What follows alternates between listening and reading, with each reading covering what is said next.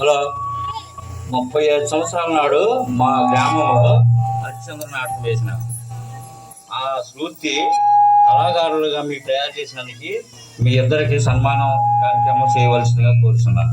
పెద్దలకి గురుగారు ఇది చాలా అభివృద్ధికి తీసుకెళ్లాలని కోరుతున్నాను.